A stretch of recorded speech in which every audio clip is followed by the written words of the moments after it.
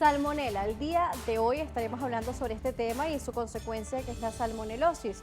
Para hablar sobre este tema, la doctora Criselis Gómez Bolívar nos acompaña, médico gastroenterólogo. Un gusto recibirla. Bienvenida. Muchísimas gracias por esta invitación. Además, hablar de salmonelosis, que siempre es propicio y es un tema que causa mucha alerta, pero el día de hoy vamos a dar esas pautas, esa información para derrumbar, digamos, campañas desinformativas y, bueno, todas las personas sepan cómo prevenir esta patología. Por supuesto, importante es la prevención. Hemos escuchado, visto en redes sociales el anuncio de repente de algunos casos en nuestro país, pero recordemos que esto puede estar presente en cualquier parte del mundo y esto también tiene que ver con la manipulación de los alimentos, tiene que ver con varios aspectos. Vamos a hablar primero qué es la salmonela, doctora, para entrar directamente a la salmonela, ¿sí le parece? Perfecto. La salmonela, entonces hablamos que es el agente causal. Es una bacteria que, como siempre digo, en cuanto a su ficha técnica, debemos decir que pertenece al género de bacilos gram negativos. Esta bacteria tiene una capacidad de desarrollarse en medios anaeróbicos, o se dice que es una bacteria anaeróbica facultativa, pero sobre todo lo más importante de ella es que tiene esa cualidad de que puede desarrollarse en diferentes ambientes, tanto calientes como fríos, y esa es la particularidad de esta bacteria. Y que, como tú bien lo dices, causa o es el agente causal de la enfermedad salmonelosis. Esta es una enfermedad infecciosa que ocasiona sobre todo una manifestación entérica o manifestaciones gastrointestinales bien características. ¿Esta bacteria tiene mayor prevalencia en qué tipos de alimentos? ¿Cómo la podemos, cómo puede ingresar a nuestro organismo? Sí, bueno, sin duda la forma de entrada o la vía de entrada es la vía oral.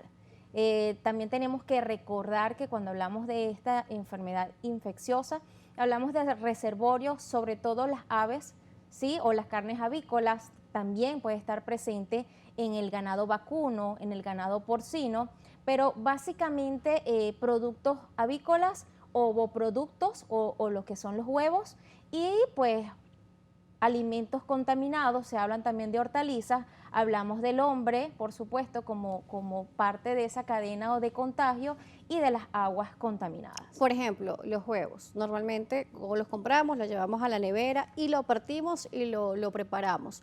Hay que lavarlos realmente. ¿Cómo debemos manipular, por ejemplo, este tipo de productos? Sí, lo que pasa es que entraríamos entonces de hablar de términos epidemiológicos, porque se supone que ya la gallina, cuando hay una infección a través de esta bacteria de salmonela, pues ya tiene la capacidad para transmitir esta bacteria a través de sus huevos.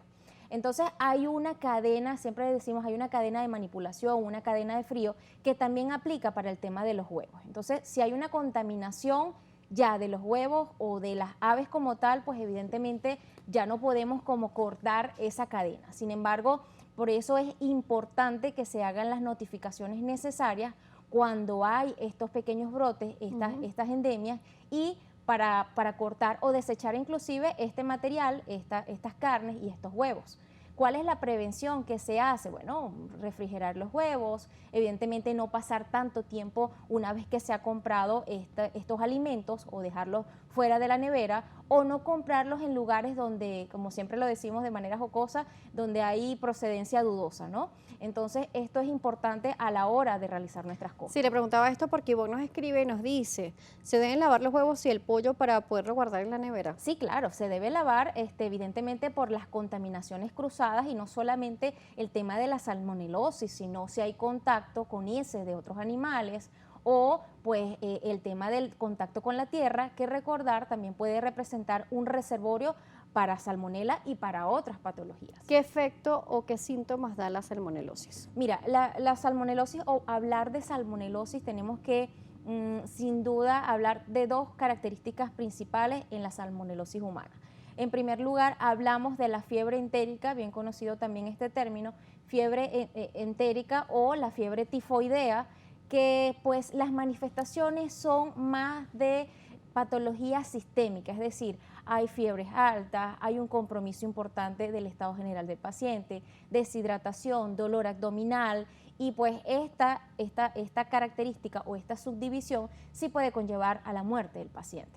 Por otro lado, tenemos las gastroenteritis o las manifestaciones entéricas, que son las principales o las más importantes condicionantes de gastroenteritis, como bien lo decía, o como esa subclasificación, o demás manifestaciones gastrointestinales, es la más común y no siempre está acompañada de esa alteración importante o sistémica de la persona, ¿no? De ese compromiso tan importante que lo vemos como en la fiebre tifoidea, por ejemplo, pero es la más común. Claro, vemos también en los lugares de difícil acceso en la parte médica estas complicaciones o en zonas muy rurales. Sí, totalmente, en las zonas rurales, caseríos, pero también lo podemos ver en la ciudad por esos alimentos que provienen de granjas, de las zonas suburbanas. Entonces, esto es importante que nosotros tengamos en cuenta el agua. Pues por supuesto cuando hay pozos o cuando hay recolección de agua, cuando hay alimentos, el traslado, la manipulación, la refrigeración, todo esto es importante en este punto. Sí, hay dudas, por ejemplo, que nos quedamos con los huevos, porque justamente Mota nos Ok. dice, si los huevos son de pequeños agrícolas, ¿cómo saber que cumplen con las mejores condiciones? Mira, eso es una pregunta bien importante porque se supone que como consumidores nosotros estamos confiando en que en los lugares de establecimientos deben cumplir con una normativa y eso es sanidad. Es decir, todos esos permisos sanitarios, todas esas inspecciones deben realizarse cabalmente y en los grandes establecimientos o cadenas de supermercados nosotros debemos tener esa seguridad de comprar productos seguros, ¿no? Valga la redundancia. Claro. Pero a la hora de irnos o trasladarnos a una zona urbana, siempre queda ese temor. Entonces, la venta o la compra de alimentos en esos lugares, digamos, artesanales, pues siempre va a generar dudas. Sí, porque la duda es esa. Y vos nos vuelven a escribir y nos dice, entonces, ¿cómo saber y cómo detectar si estos alimentos están afectados con esta bacteria? Sí, lo que pasa es que a simple vista es imposible. Imposible. Precisamente por eso hablamos de notificaciones, porque son patologías de notificación inmediata precisamente para cortar esa línea.